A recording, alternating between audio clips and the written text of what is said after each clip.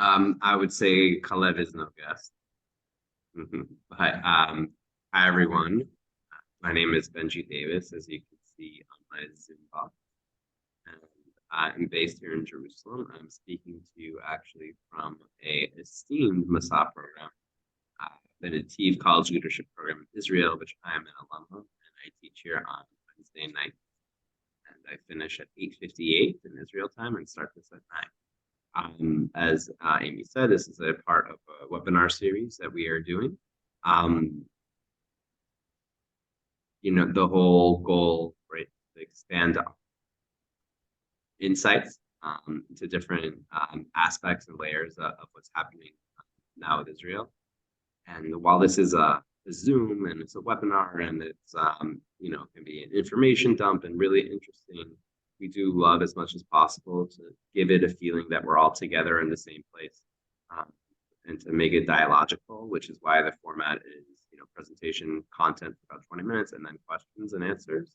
And so whoever is comfortable, we'd love if you would open up your cameras so we can all see your Shana Punams and pretty faces, to create that type of atmosphere. I'd also love, before I introduce my colleague Calev, if people want to just kind of put into the chat where they're joining the call from and what your connection to Masa is, whether you are an alum, a participant, a fan, a parent, a donor, an employee, I don't know, whatever it is. We'd just love to know who's here. That's interesting. And for us to learn together, it's good to kind of, break that ice a little. All right, yeah, so I'm on the Israel education team here at Masa, as is Alan, who's here, I see, and Calev, who will be leading the session today. Calev does a few different things. He is one of our initiators of our podcast. He's a leading voice on our podcast. He is the associate, did I say that right? Or the deputy editor of Fathom Journal, which more people need to read because it's got great analysts and insights on Israel, and it's a part of the British called BICOM organization. He used to work at the Foreign Ministry. I think he also worked at Reut for a bit, if I recall. And I'm really happy. I think I was a part of the Alan and I don't remember if it was Alan me that brought Calev onto the team. Or maybe I recommended Calev to Alan. I don't remember. Nonetheless, Calev's got a lot of knowledge and he's great at explaining his knowledge to others. So, Calev, please, the floor is yours. You've got 22 minutes. Amazing. And I just want to add, I really appreciate when people write questions as they come into their heads in the chat. Even if they get answered later, it's a nice documentation of questions that emerged, and we get a higher chance of actually addressing them at the end. Thanks. Great. Thank you, Benji. Thank you, Amy. Hello, everyone. Good evening. So this presentation is partially based on analysis, but it's also based on just basically being an Israeli who's trying to make sense of what's been going on over the last 7 weeks or so. I've got a presentation that I'm going to share, so probably going to see that for most of the time, and I'm going to be speaking over. So let me just see if I can do that. Just 1 second. And second. And the idea really is that there's different aims going on that Israel has: military aim, diplomatic aim, humanitarian aim, and each one has a different clock. Each one has a different timeline for it, and those clocks don't necessarily align.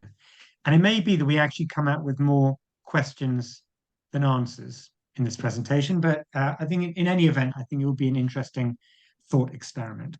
So what I'm going to do, I'm hoping this works. But this is a very, very short clip from Israeli Prime Minister Benjamin Netanyahu, who is explaining to everyone what Israel's war aims are, and hopefully you will be able to. I was actually going to say hopefully you'll be able to hear it, but I've actually just realised that actually there are subtitles. So even if you can't hear it, you should be able to work out what's going on. So let's play this for a moment.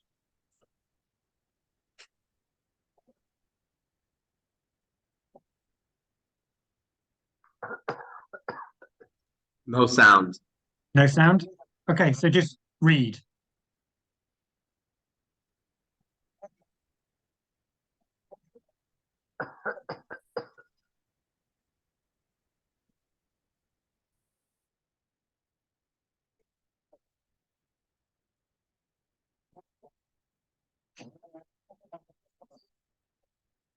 Okay. Even if there was no sound, Benji, could you see it and read it? Yeah. Okay, great. So that's Netanyahu speaking. That was a week ago. And he's trying to clarify, I guess, what Israel's war aims are. And I would say they're very simple, but actually they're not simple at all. We've got we need to eliminate Hamas, and we need to return all the hostages, and we need to ensure there's no military threat coming out from Gaza, which I guess is connected to the first one. So I kind of want to go through the military aspects and humanitarian aspects. So there's a military clock going on. This is now, what's the date today? Wednesday the 29th. So I think we are in the 5th day now of an initial four-day pause or truce in which Israel stopped kind of its military operation, and it allowed humanitarian aid into Gaza, and it released 3 times the number of Palestinian prisoners in exchange for certain number of Israeli hostages coming home. So more or less, it was kind of 10 or 11 Israeli hostages each day, and it was 30 to 33-ish Palestinian prisoners who were set free. And we had an initial 4 days, and that has now been extended for, I think, another today and potentially tomorrow, and then who knows.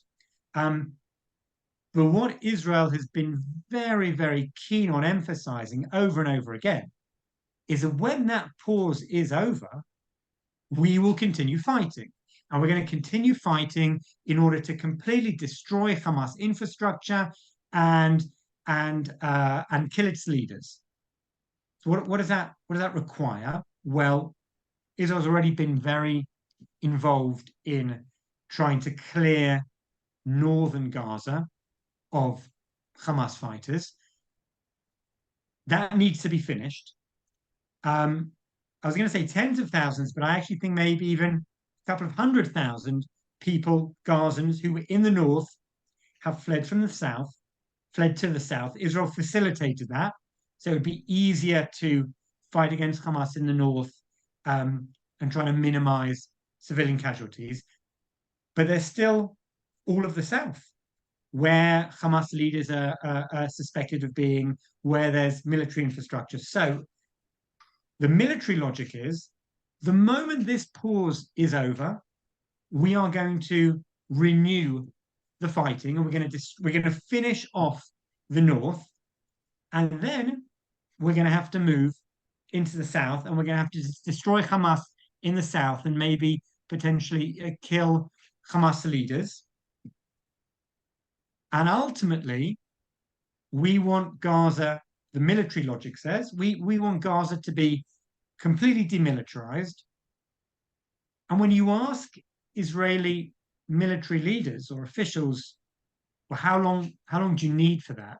I say, well, that's several months, 2+ months, maybe longer, or maybe some even say, this is a process that's going to take years. So when we look at the military clock, the Israeli military clock, it is ticking. I was going to say it's ticking very slowly, but basically it's going to take a long time to achieve what Israel militarily wants to achieve. And that is according to Israeli military officials. That's the military clock. That's just one aim. So but there's another clock as well. There's a humanitarian clock. Humanitarian clock is, well, in addition to eliminating Hamas, we want to return all the hostages. Now that has a slightly different logic to it, because that logic is, well, actually, there's a pause or a truce. Actually, we want to extend that truce for as long as we can.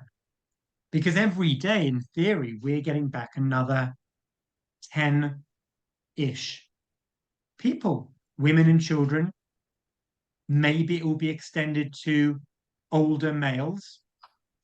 Maybe it will even be extended for longer. And the feeling is that once this pause ends, who knows the next time that we're going to get a chance to return the hostages. So the humanitarian logic is actually to extend the pause for as long as possible. And that involves us allowing aid into Gaza in the south and in the north. And we've stopped the fighting. So that is giving Hamas time to regroup. And I say, in the best case scenario, again, maybe I don't know if I'm being pessimistic. There were around 240 hostages. We've had 5 or 6 days now. I think maybe 80-ish have been freed. In the best case scenario, when the pause ends, when the truce ends, it's probably going to be around 100 hostages still being held by Hamas. So we've got a military logic of destroying Hamas, which involves renewing the fighting, and at the same time as finishing off the north, we need to go south, and ultimately we need to demilitarize all of Gaza. But we also need, and that requires fighting, but we also need to return the hostages, which requires extending the pause. And that leads to a question that a lot of people have been asking, which is, can these two things be done? Does one complement the other, or actually do they contradict one another? And so I teach a few Masa courses. I teach a modern Middle East course, teach an Israeli-Palestinian course, I teach an Israeli politics course. And what I really enjoy doing is I really enjoy bringing cartoons caricatures from Israeli newspapers, which I've been doing on the previous slides as well. And the one on the left, I think is really interesting. So you can see a tank, and then there's a train passing, and the Hebrew says pi'ima. Pi'ima is kind of a, I don't even know the best way of Pi'ima is like it's not a round, but it's basically saying this is like Pi'ima Alba is like the 4th day of the truce. Okay, so then the 4th day is going to pass, and then the tank's going to be able to continue. One sec, but now there's a Pi'ima Chamishit. Now there's a 5th. It's going to be a 5th day as well. Maybe there's going to be a 6th day. When does the train pass so that tank can get back to trying to destroy Hamas? We don't know how long the train is. So that cartoon suggests that actually there is a seeming contradiction between the military logic of destroying Hamas and the pause, which is granted it's good because it's allowing our women and children home, but there's a contradiction there.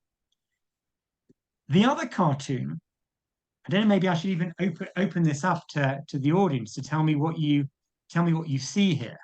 Does anyone want to this might be one of those things, people say there's no such thing as a wrong answer, which generally I disagree with, because often there is such a thing as a wrong answer. But in this sort of situation, because it's artistic, I think we can allow our creative juices to flow. The second cartoon, what do you think it's it's a type of hourglass, and at the top we see an Israeli soldier, and at the bottom we see a Hamas fighting with a kid. What do you think this cartoon is if anyone wants to just kind of unmute and shout out, what do you think this cartoon is showing? Because I think it could be interpreted in a couple of different ways. Does anyone want to suggest anything?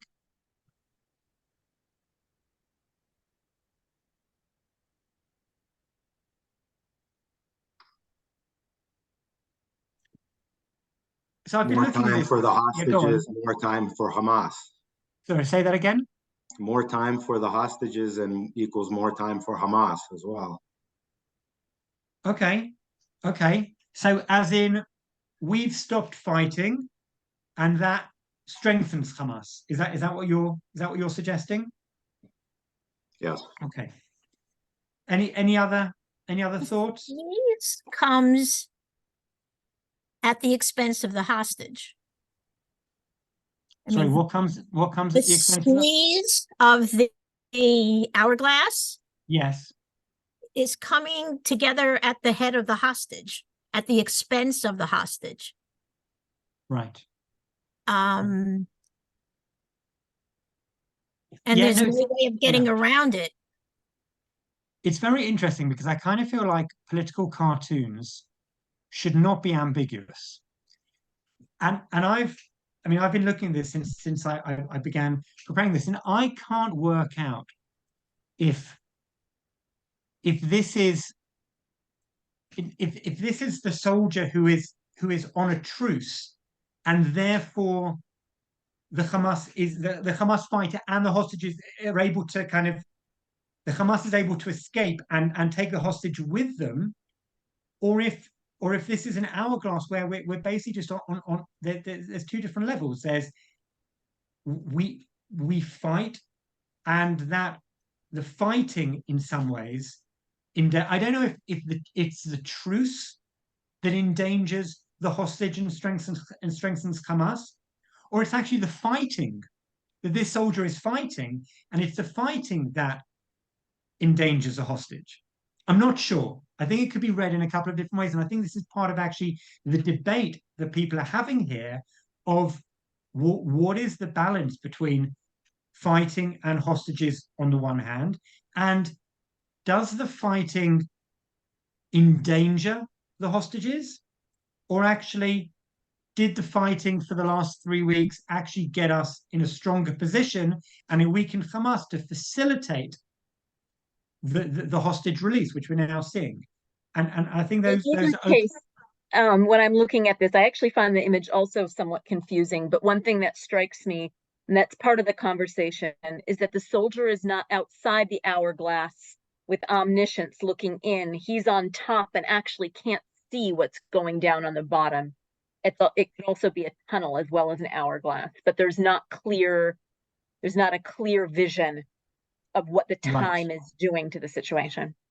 Yes, well, that's also very interesting, Amy. But I think one of the points that I'm going to be making is that the clocks, the military clock, is different to the humanitarian clock, which is different to the diplomatic clock. But in here, I think you're right. It could well be a tunnel, but they're kind of in the same. They're in the same hourglass, which I think is interesting. So again, there's a military clock, which is we need to eliminate Hamas. And this is what, and in order to eliminate Hamas, we need to fight. We need to renew the fighting as soon as possible. And when we do, not only are we going to go north, we're going to go south. And then there's a humanitarian clock, which is actually we're happy to extend the pause because we want to get as many people back as possible. That's 2 clocks. There's also a third clock. And the third clock is the international Western diplomatic clock. And that has a completely different logic. And this is also from people that are, maybe this is subjective, I don't know, friends and generally supportive of Israel. So my personal opinion is that Biden has been an absolutely incredible mensch throughout this whole thing. That for Biden, it's not just a strategic thing to support Israel, it's an emotional thing. For me, it's incredible that the president of the United States should actively care that a 4-year-old girl whose parents were brutally murdered on October the 7th has now been freed. He genuinely actively cares, and this is not just a strategic thing for him, this is an emotional thing for him. This is deep in his kishkas. But whether it's Biden or Macron or Rishi Sunak or whoever, there's a diplomatic clock running. And those Western leaders who are broadly supportive of Israel say the following: you have the right to self-defense, you have the right to destroy Hamas, but Palestinian civilians need to be protected, and a humanitarian crisis needs to be limited. And bearing in mind that a couple of 100,000 people have moved from the north to the south, you say you want to attack the south now? Where are these people going to go? You can't displace them as well. That's what the international, again, right or wrong, that's what's being said. The other perception amongst a lot of leaders is that the pause is not going to be followed by a renewed Israeli attack. It's actually a step toward a longer term ceasefire. And at a certain stage, kind of soon, we need a vision. You know, Israel, you say Hamas needs to be destroyed. We agree with you. We need a vision for the day after the war in Gaza. You don't want Hamas to be there? Fine, we agree with you. What is the vision? And whereas the Israeli military time frame is months, the diplomatic international time frame is very soon. I don't want to give a timer. I'll just tell you that 2 or 3 weeks ago, Eli Cohen, the foreign minister, said we've got around 2 to 3 weeks. That was before the pause happened, fine. But pressure is building, and it's going to build even more. So we have a military clock and a humanitarian clock that don't necessarily jive with one another. That's an open question. And we've got an Israeli military clock and an international diplomatic clock that absolutely do not fit with one another. So that is military, it is humanitarian, and it's international. And again, remember Netanyahu's war aims. We want to defeat Hamas, we want to eliminate it, we want to return all the hostages, and we want to make sure that Gaza cannot constitute a threat anymore. All very, very legitimate war aims. The question, and it's an open question, is to what extent are all of those achievable simultaneously? And to what extent is that also achievable without a vision for what the day after looks like? There is an additional clock, which is the domestic political Israeli clock. Now, I'll just go through some of these again. I'm a big cartoon fan. So the top cartoon is this kind of trio of Israeli leaders. On the right is Benny Gantz, who joined the security cabinet and the kind of the kitchen cabinet, the limited cabinet for the duration of the war. He's considered more centrist. In the middle is the defense minister, Yoav Gallant, and on the left is Prime Minister Netanyahu. And that top cartoon, as they're all kind of talking, Netanyahu is furiously on the phone, probably tweeting, because for Netanyahu, it's not, certainly the cartoon suggests, and I would suggest it's accurate. Netanyahu's got a couple of things going on. He wants to win the war, but he also wants political survival. Okay, this is someone who's been prime minister for the vast majority of the last 15 years, who oversaw the greatest murder of Jews in one day since the establishment of the state, who has not taken responsibility for it yet, who the other week in the middle of the night, kind of as Israeli troops were going into Gaza, tweeted this thing basically kind of blaming the chief of staff and military intelligence and saying that he'd never had any warnings. And so the impression is that Netanyahu's not just focused on the war effort, but he's focused on other things as well. And the second, the bottom cartoon, is the kind of are they forget-me-nots? Can't remember the exact flower. But on the right, the one he's kind of picking at is Mi Hashem. Who's responsible? And there's a whole list of people who potentially are responsible. Amman, which is military intelligence, and the army, and it's hard. It's actually hard, and Sahal, etc., etc., etc. And then there's another one which hasn't been touched at all, which is Ma'achshav. What now? And in some ways, the impression that political cartoon is getting is that Netanyahu is more focused on the who's to blame, not me, than what do we do? But even putting that aside, there's polling that every now and then I discuss with Alan and with Benji and with other people. And I always say polling really needs to be taken with a large grain of salt.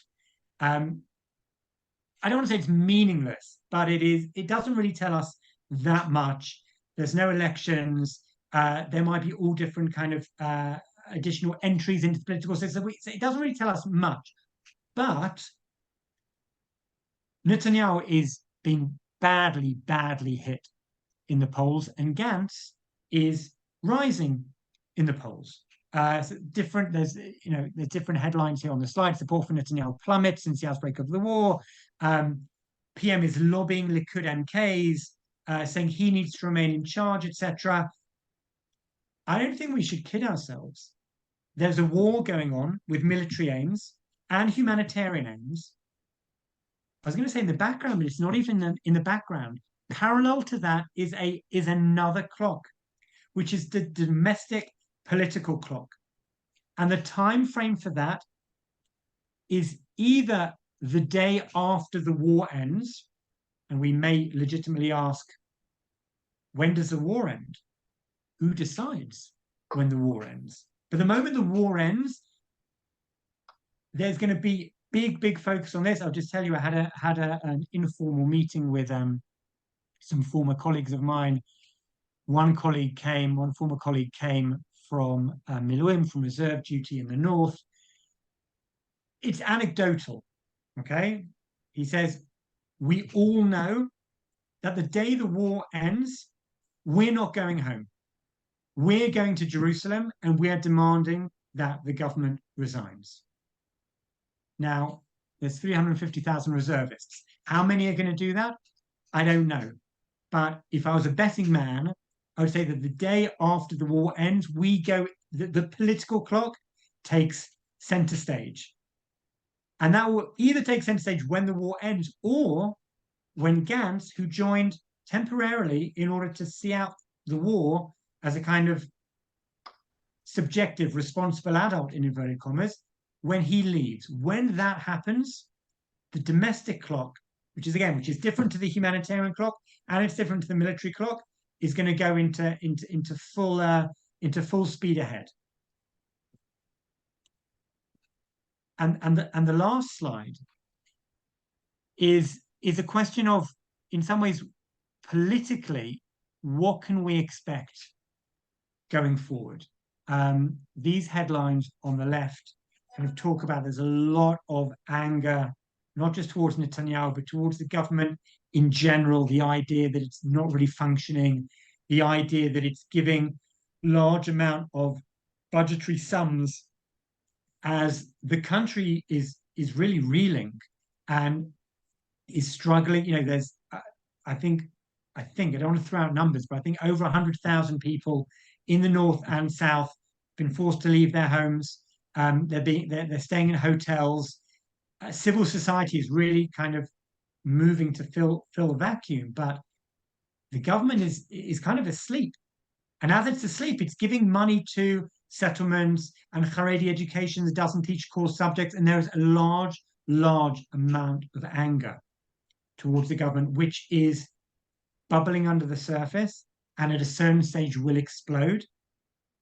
And when that happens, we could well see also a political realignment. There's Gantz may be flying high in the polls at the moment, but there's a large number of right-wing non-Netanyahu supporters, both in Gantz's party and people who were previously in politics and who left, who may well be eyeing a return to the political scene. And so, again, I don't think it's useful to make predictions.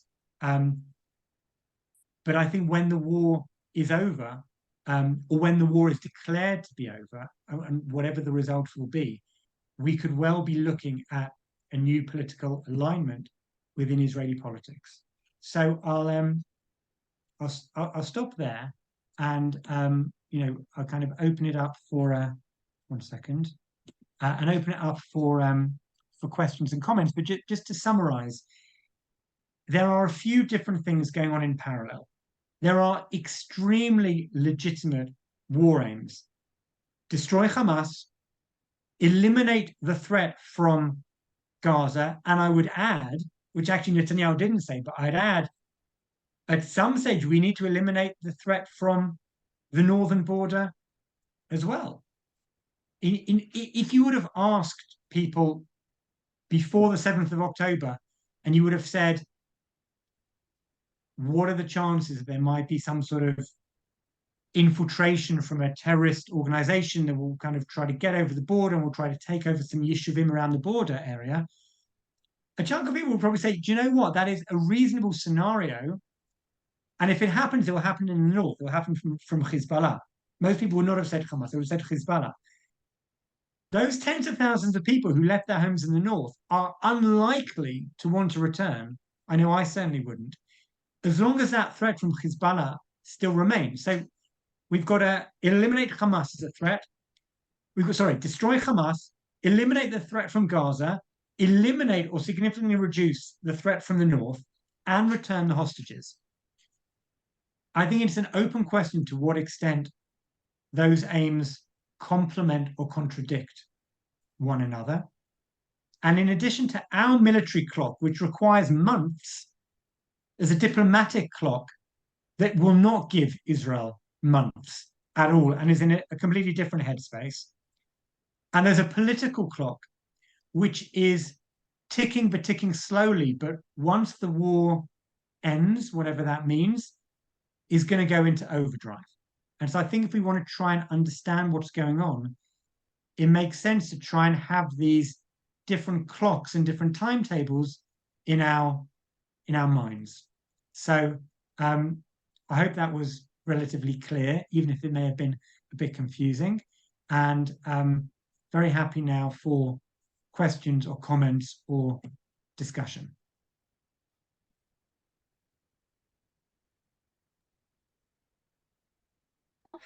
How do you determine who is Hamas and who is just an ordinary Palestinian? In terms of what, Barbara? In terms of eliminating Hamas, how do you know who is Hamas politically and who is just an ordinary Palestinian who just wants to live? Yeah. Right. Barbara, I had a really similar question and I phrased it just slightly differently. And I want to combine it because I think that it's the same question, but it's trying to figure out logistically in terms of counting, but also politically in terms of elimination. And the way that I asked it to Calev was, how are the numbers of Hamas fighters or militants counted? Is there an official list by Hamas leaders? Now that's the same question as yours, but it's linked.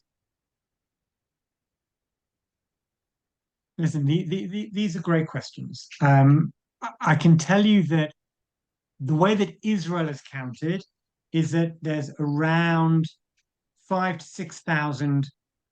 The IDF believes around 5,000 to 6,000 of the Palestinian casualties have been Hamas fighters. How exactly one can tell, I don't know. I think to go back to Barbara's point, I think I want to reframe it in a slightly different way. How will we know that we've won, in inverted commas? What would we have to see at the end for Israel to say we have eliminated Hamas? So I think you could potentially argue that Hamas has a leadership structure. There's 4 to 5 people who are who are in Gaza rather than in Qatar, who are right at the top. One of them is Sinwar, one of them is Mohammed Def. There's a couple of others. I think if Israel was able to get to those and to eliminate them, I think that would be very significant. Then there are battalion heads, some of whom have already been killed, some of whom haven't. I think when one tries to work out what does eliminating Hamas mean, I think you could probably say, well, there's Hamas infrastructure, there's tunnels, there's weaponry, and there's leaders. To what extent does it really matter if out of the Nukhba fighters, 50% or 80% or 100% are killed by the end of the war? You might say maybe that's less important. I think the advantage of trying to get the Palestinian civilian population to move south is it means you can then fight in the north, and it is easier to distinguish between fighters and civilians. The bigger question, which I don't have the answer to, is okay, so after you've finished in the north, if you want to fight in the south, where you've just told everyone to flee there, how is that going to work? And to that, actually, I don't have a good answer at all. And I guess we're going to have to wait and see what the IDF and the government have planned. But Calev, the thing that's really confusing and difficult is that even if the infrastructure was destroyed, even if the top leaders and next level commanders, it's hard to destroy an ideology. Yeah, I'm not sure that Israel believes that as an ideology, Hamas can be wiped out. But, if there's someone who hates me and wants to destroy me, but has no weapons and no ability to do that, then in some ways I'm less worried. I think, we talk a lot about the conceptia before October the 7th, which is now basically collapsed. And the idea is that, yeah, Hamas control Gaza, yes. Hamas have lots of weapons, yes. Hamas even have intentions maybe they say they want to destroy us, but we can deter them. We can deter them by having, wars and operations every few years. We can deter them by maybe trying to stabilize economically Gaza, etc. That's completely collapsed. But if instead of that, and it's obviously easier to say than to achieve, but if instead of that, I've taken out Hamas's leaders, Gaza is demilitarized. Again, how that happens, I think it's very, very ambitious, but I've taken out the leaders, I've demilitarized Gaza, and there is someone else in charge of the strip. And either Israel has overall responsibility for security or someone else responsible has overall responsibility for security.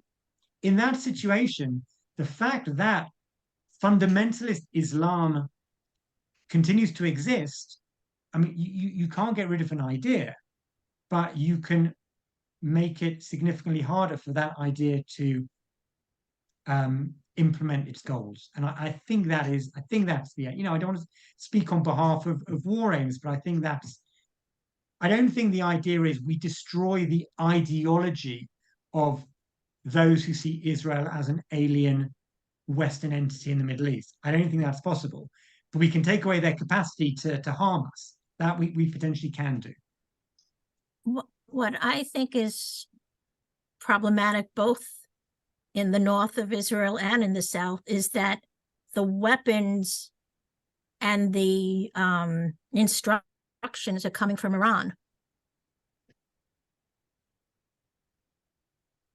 Yeah, Sure, please.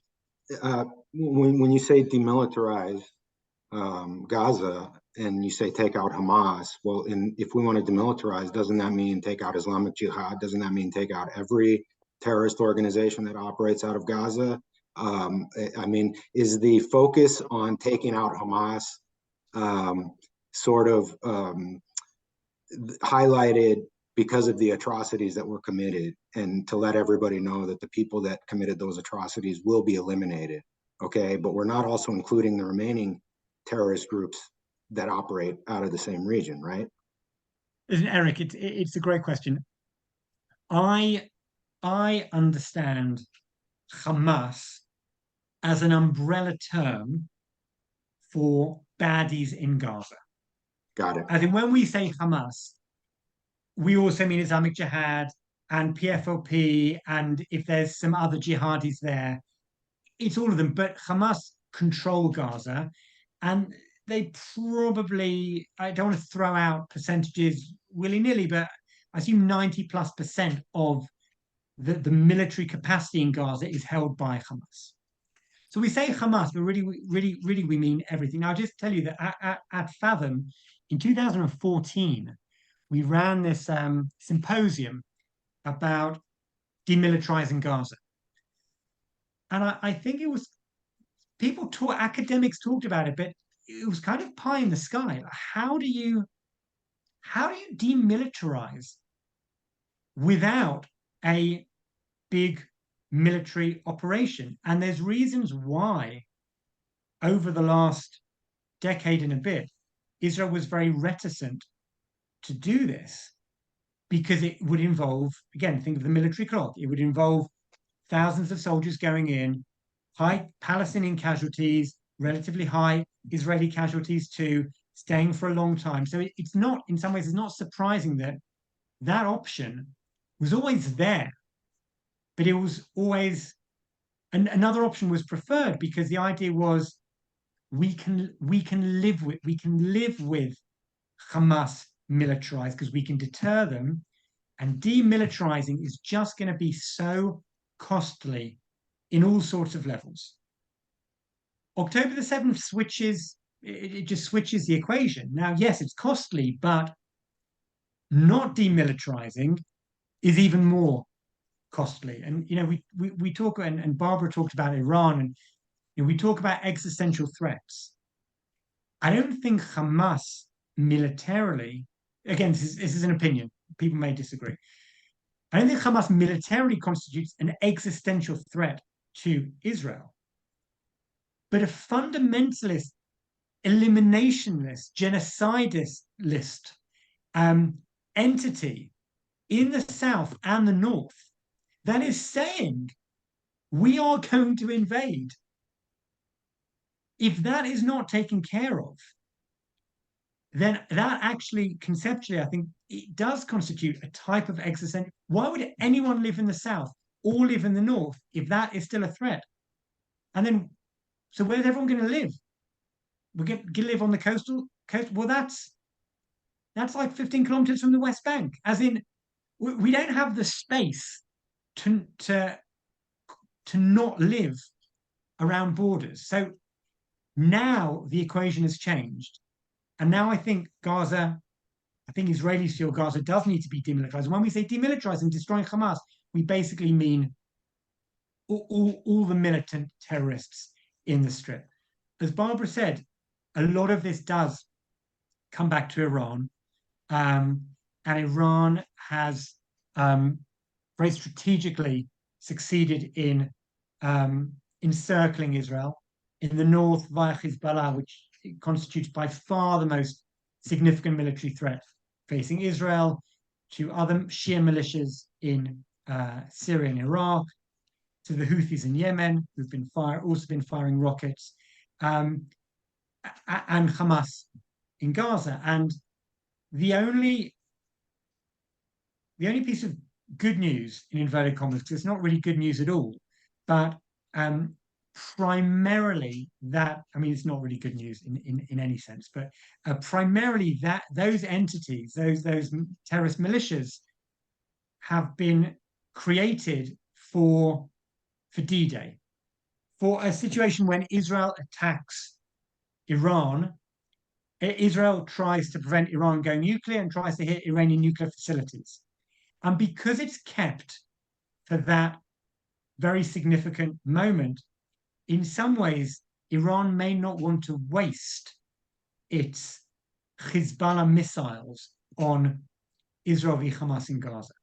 So it doesn't take away the threat in any way, and it doesn't minimize the need to deal with the threat, but it potentially means that for the time being, Israel can focus on destroying Hamas and won't need to deal with a second front. Now, listen, that's true until it's not. And that makes sense until Nasrallah decides to change the equation. But yeah, I think Iran, Barbara's point is very important. Iran is key in this. But based on how things have played out so far, it looks more likely that this is going to remain limited to Israel, Hamas in Gaza, with a few Houthi rockets every now and then, and Hezbollah shooting in the north, but not a second front. Calev, I want to read a really key question here from Eric Goldberg. Eric, can I just see you for a minute and see who you are? I'm not sure who you are. Do I know you? Should I know you? Hi. Hey there, recent college grad calling from my bedroom. Thanks for taking my question. Are you in the States? Yeah, I'm in the States, in New Jersey. In New Jersey, okay. Eric wrote, It's a very nice bedroom. It is a nice bedroom. Nice color. Thank you very much. Good, lovely cupboard. It's really very nice. Good windows. Oh yes, excellent light. Look at that. Wow, A nice very fan. good. Were you on a Fantastic. Masa program, Eric? Yeah, I was in a Masa gap year program during COVID. I lived for Israel for about 5 months. One of the internship programs for adults, so was fortunate enough to be able to take a gap year during school when everything was online and move and live in Tel Aviv. Nice. Okay, Eric's question is, how do we convey to our non-Jewish friends who don't have the same stake in Israel that we do, that the immense humanitarian crisis in Gaza that has emerged during the war is a terrible consequence that is unfortunately necessary for Israel's security to prevent another October 7th? How do we convince them it's worth it?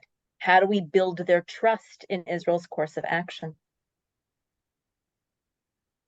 Well, Eric's got another great question here as well. Do you worry that Netanyahu will take drastic measures or compromise the strategic direction of the war effort in order to protect his political career? I know what Calev thinks about that. He can start with the one that he wants to of these two. I just wanted to say, though, Eric's question was the answer, I thought. Go on, Benji. What do you mean mean by that? Oh, in the Netanyahu question. No, it was in the question on. What do you mean, Benji? No, the question regarding how do we convince people that what's happening in Gaza is a consequence of the agency that Hamas has, right, over the population there, and there's consequences for their actions. And Israel, as a sovereign country, has the right to defend its interests and its citizens.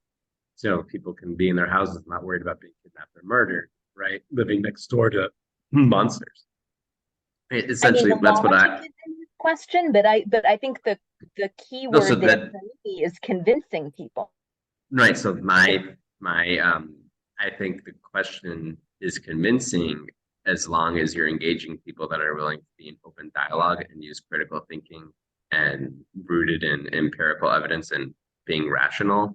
So can you argue with a fool or a drunk is kind of my way of how I think about things. And no fool or drunk is going to listen to logic or reasoning that's inherent. Your question had the answer to it. That's what I mean. So if most people lie on the spectrum of being fools and drunks, I don't know how how do you convince a fool or a drunk of anything? They're just going to do whatever they want because they're foolish or they're drunk. So, but I think your logic is sound, and to talk with people that are willing to talk with you. And I think lots of people just don't know and are following the wind. But if they can have an open mind, that's my take at least. So yeah. I thought you answered your question, Eric, essentially in the question. Could I say thank you? I just considering the sheer quantity of these quote unquote fools and drunks among young populations, among the growing progressive movement in the United States, even if those aren't, easy people to talk to, or maybe they're not even convincible. I feel like we still have to try. And unfortunately, it's hard to get through the culpability that Hamas clearly has, because the note that I keep hearing from many of my friends is that Israel is so much more powerful, so much better organized. Ultimately it's on them because they're the sort of big bad, more capable entity in this conflict. So it's been hard to get across that Hamas has responsibility for what happens to Palestinian citizens when they view Israel as the ultimate orchestrator of everything that goes on in the region.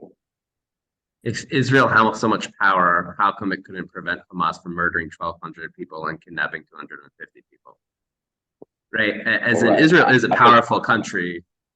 I mean, it's like, once again, the people that are challenging you know that fact, right? And so they're stuck in ideological rigidity about how the world works, that power is an evil thing. And if there's an imbalance of power and the one that has power has all agency and people that have less power have no agency, when that's not how the world works. Israel can be a lot more powerful than Hamas militarily in all spheres. Israel's way more powerful than Hamas, but it doesn't mean Hamas doesn't have an ability to threaten us, and our power doesn't always work against them. Like, it's in our $3 billion fence that also has subterranean capabilities, couldn't protect against very non-technological means that Hamas used to infiltrate and to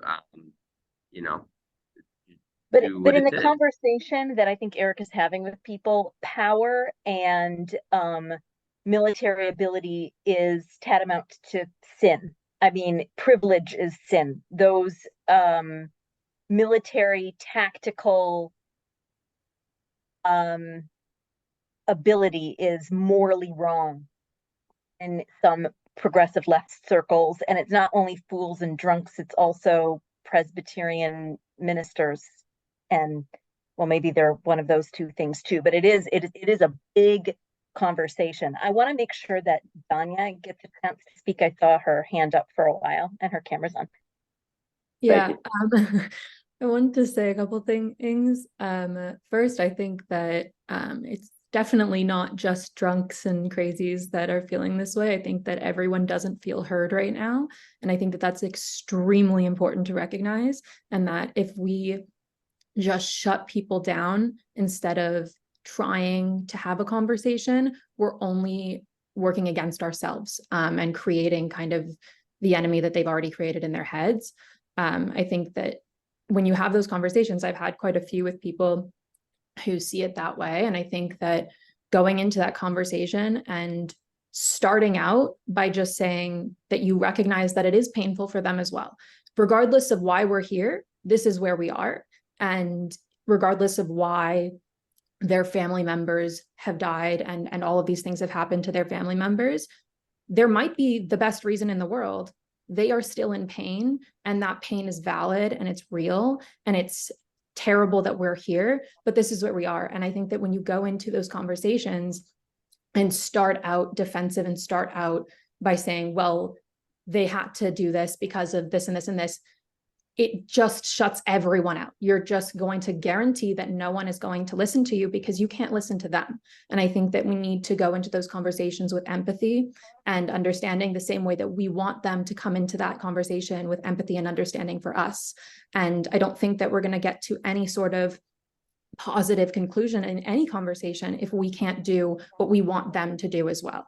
So I think that that's really important. I also think when it came to saying how, if we're so powerful, how did we not prevent this attack? I think it's important to note that Israelis are very mad that we didn't. I think that it's very important to note that people are mad that Netanyahu kind of fumbled the bag in a lot of ways, and people are holding him accountable. We should have been able to see this coming. This is such a big thing, and it's very problematic that we didn't. So I don't think that that's necessarily an apt comparison.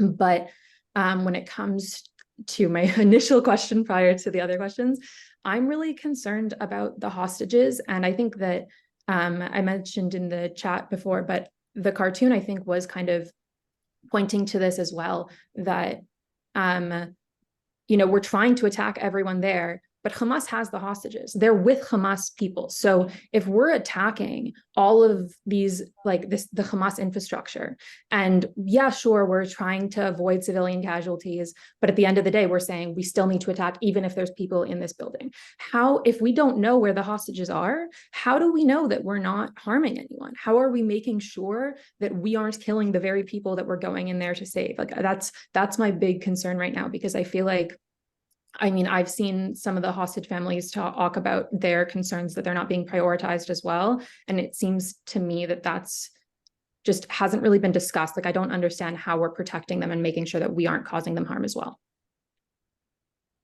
Listen, you make several excellent points. I'll leave the how to engage with other people, even though I think that's a huge question. Listen, I think there's two arguments.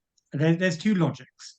One said, the only way Hamas was willing to do this deal was because basically we've pounded them for the last X number of weeks, and the people in the tunnels were running out of oxygen and they needed to regroup, and therefore they kind of begged us for this truce, and therefore we were able to get these 50 to 80 hostages back. And had we not done this military operation, we wouldn't have been in this situation. That's one argument. The second one is, as you said, everyone's in Gaza. The Hamas operatives and the hostages are probably in similar-ish places, although it's probably fair to assume that they're in the south rather than in the north.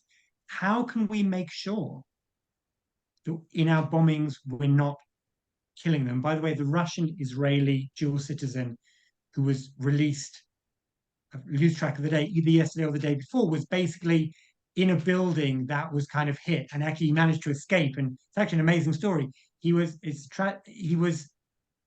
escaped. He was in Gaza for 4 days, trying to work out how to get back to Israel, and he was basically found by Gazans, and they gave him back to Hamas. But how do we guarantee this? Hamas today, in very cruel news, said that the baby and his 4-year-old brother, the Bibas family, they said that the mother and the 2 sons were killed in an Israeli airstrike. Listen, please God, that will prove to not be the case, but is there a way of verifying that? I don't know. So I don't have a good answer to your question. These are two arguments going on at the moment within Israeli circles of what is the best way. Do the two goals of the war complement or contradict each other? If they contradict, what should we be prioritizing? If we get 100 hostages back, but Hamas is still there, then tens of thousands of people are not going to get back to their homes. But if we destroy Hamas and we kill a bunch of Israelis, then are we going to be able to heal as a society? So I don't think there's any good answers to your question, but I'm glad you asked it. And I do think this is part of the conversation that's going on kind of amongst Israelis and Jews around the world at the moment. Before I take another question, I just want to recognize for people that we are at the hour point, but I also, Anya, where are you zooming in from? I'm in Toronto. You're in Toronto. And did you do a Masa program? Yeah. Which one? I did Top Israel Interns. I did like a 5-month program in Tel Aviv, and then I lived there for another 6 months afterwards. Okay. I'm always just curious to see who cycles back for these conversations.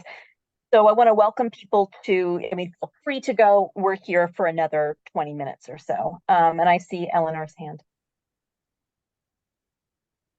Hi there. First of all, I just wanted to follow up. Sorry, was it Danya? I'm sorry, I don't see your name anymore. Who just asked the question. I just wanted to say that I've been thinking about similar questions and worries.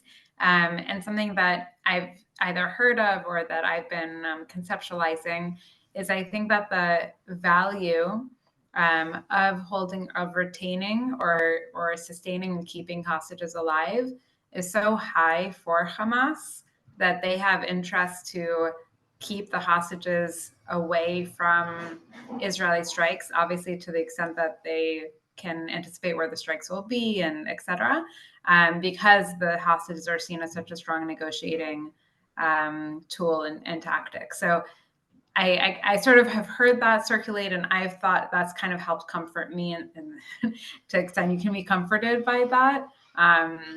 But like, I imagine that they are keeping hostages in places that they don't want hostages to be harmed, because again, they would like to keep them alive and hold those chips close to their chest. So I don't know if that helps. But I guess one thing that I wanted to ask, I live in Israel right now, and I was just wondering, I guess either from the collective or from Calev, if you would like to share, something that kind of similarly maybe to like the naivety of Israel, and maybe us caught with like our pants down on October 7th. Something I've just been wondering is like, to what extent, especially with the ceasefire, to what extent do we think, or is it possible that Hamas or another organization is going to commit or enact another October 7th? And how, I've asked this in a previous call because it's on my mind a lot. And what are we doing as a nation, as an army and whatnot, to protect against that? And I ask that, you know, obviously we don't work for the IDF, but I ask that because I feel like the country is in the same spot of arrogance and naivety that we were in October 6th. But now, I don't know, with a little bit more sadness and hurt, like I think that we feel really, really secure right now. And I'm worried that that sense of security is false. Maybe along the borders, we're very secure, but like, I don't know that we are secure everywhere. And I think that if October 7th has taught us anything, it's that we will be surprised. And I guess I'm just wondering if anybody has thoughts about that, or if any of you have thought about that, like what if there's another 9/11 planned for November and we just don't know, or December? Especially, sorry, the last point, especially with the thousands of terrorists who came in October 7th and us not being able to find each one of them, like to know how many of them are back or are here. And I'm just wondering if anyone resonates. Yes, I think there's a really interesting point, Eleanor. For me, one of the most saddening and angering things is when I read the reports about the intelligence reports and emails that were kind of going up the chain of command that, you know, Hamas are planning to take over a kibbutz. Hamas are planning this, Hamas are planning that, and people basically saying, interesting analysis, but it's a fantasy. And it's just kind of, I mean, it's just so maddening to see. I think we suffered from a failure of imagination. I think we suffered from a failure of really imagining what the enemy was capable of. We knew intentions, we kind of knew capabilities, but we just didn't join the dots. But the good news is the information was there. It's just our conception didn't allow us to join those dots in a way that aligned to reality. Now this has happened.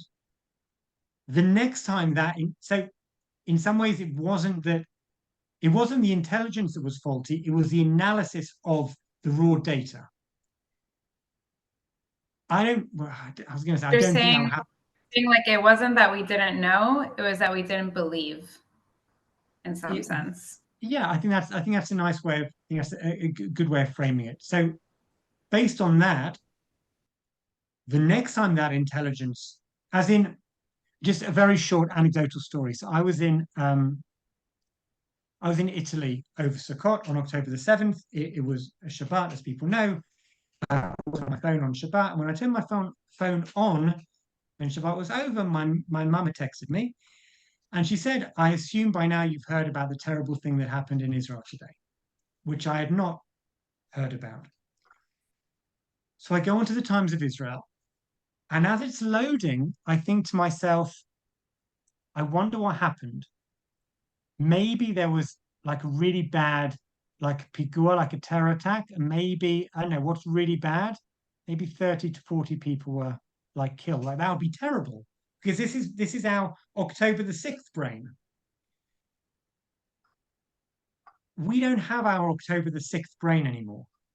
Now we have our October the 7th brain. Now we have we suffered from a failure of imagination, but now our imagination has tragically been expanded. So if there's intelligence suggesting that Hezbollah might be trying to do something, that won't get ignored as fantasy.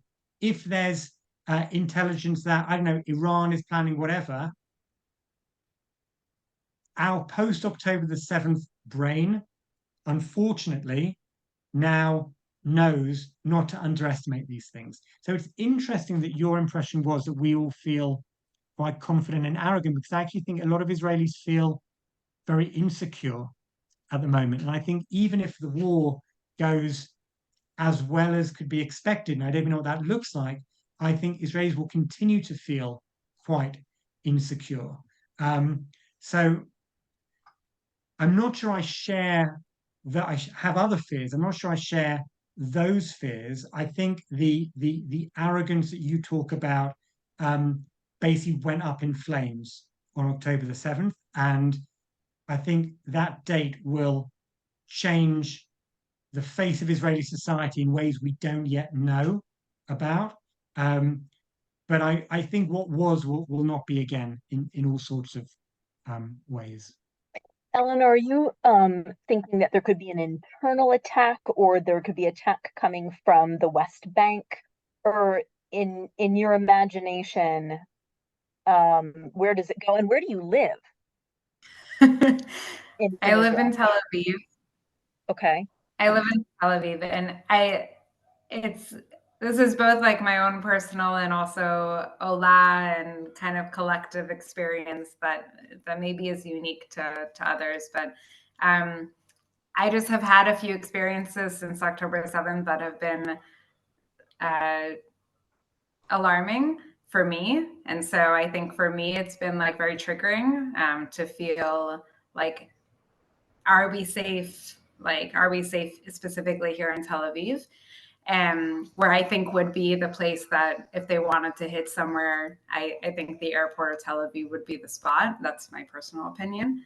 Also being a New Yorker who lived through September 11th. But that's a little bit about me. I did a Masa program 4 years ago in Jerusalem.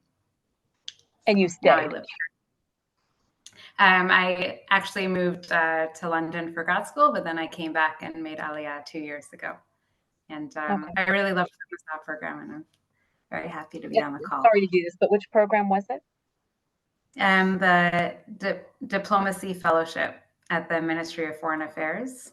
Interesting. Okay. For the summer. Right. I'm looking at questions that haven't been addressed, and I'm not going to call on myself. I mean, I guess there was this other Eric Goldstein question about Netanyahu that Calev probably has strong opinions about Netanyahu taking drastic measures or compromise the strategic direction of the war effort in order to protect his political career. What do we do about that? What do we do about that? I mean, there's a lot of things one could say about Netanyahu. I think one of the things is that he's actually quite conservative, both in terms of trying to make peace and also in terms of making war. Netanyahu generally does not like sending, does not like wars, does not like sending Israeli troops into battle. Listen, Netanyahu's challenge is that, you know, in some ways that I personally think it's going to be very, very difficult to have a big achievement in the military goal and a big achievement in the returning the hostages.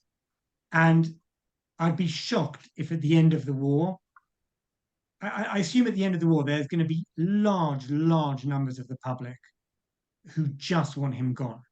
And I find it difficult to imagine a scenario where the end result could be such a success that those opinions would be changed. And there's also going to be people to the right of Netanyahu, like the Itamar Ben-Gvirs, who think he should have done more. So, Eric's question is super important, because we can't get away from the fact that there's a prime minister who is not solely focused on the aims of the war. There are other considerations going on. There's court case.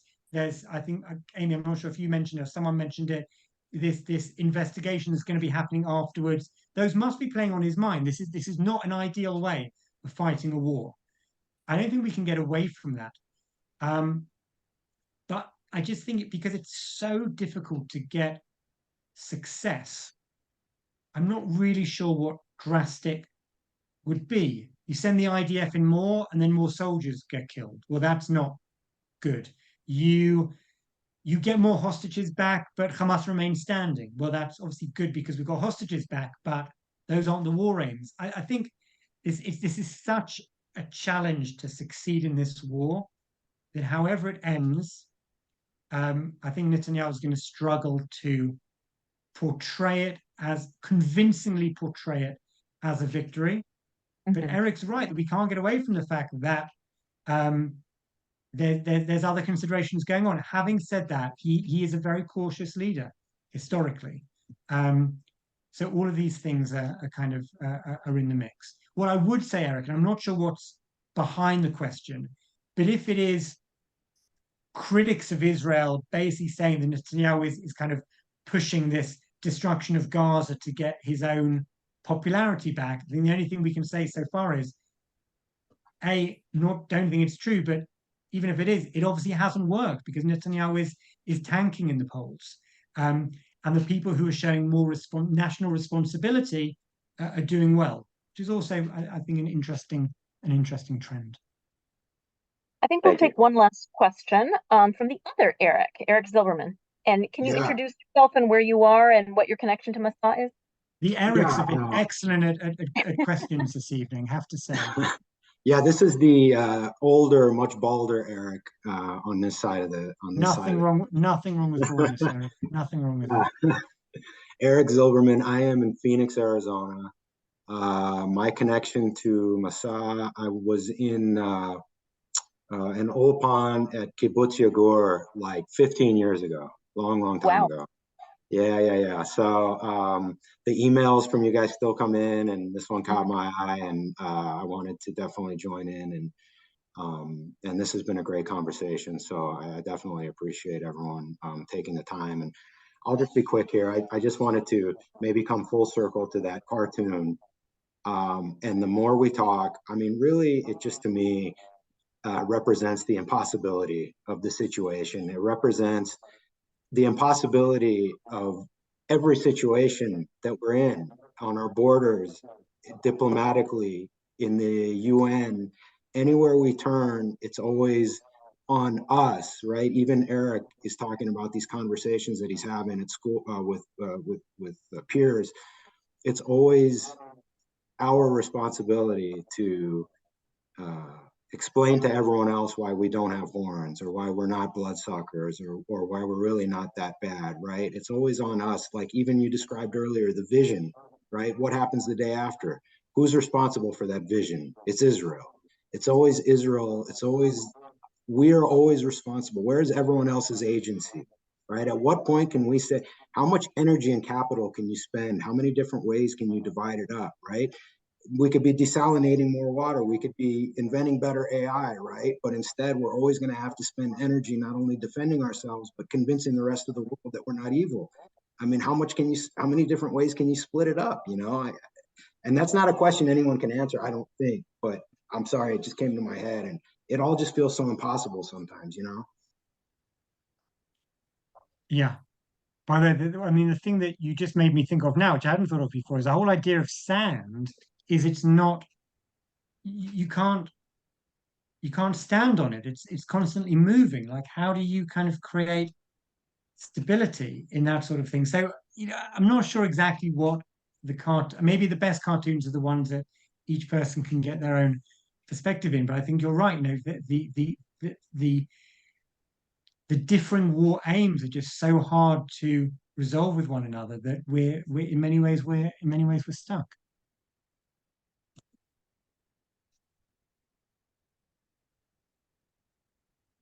You're on mute, Amy. Yeah, I was going to say in closing and connect. Nope. Now she's frozen. We've lost Amy Connection. temporarily. Here she is. Oh, am I back? You're back. Try this again. It looks like my internet connection is unstable.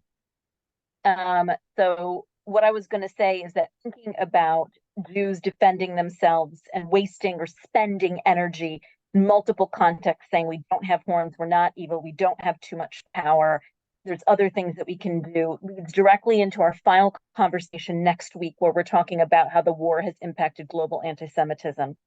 So maybe we can expand and continue and look at different angles on that question next week at the same time. And I really want to thank Calev for lots of interesting cartoon slides, analysis, and really thinking of these three clocks that are in direct contradiction with each other. We're not going to get to it now, but one of my questions is if the diplomatic clock is really already run out. That's something that we can talk about next week as well, because it's an issue that links military perceptions and strategies with global international community support, which sometimes can be linked to anti-Semitic sentiment as well. So thank you everybody for joining us. I'm going to close the Zoom and hope to see you for our last session next week. Really interesting and important. Thank you. Thank you very much. Thank you, Amy.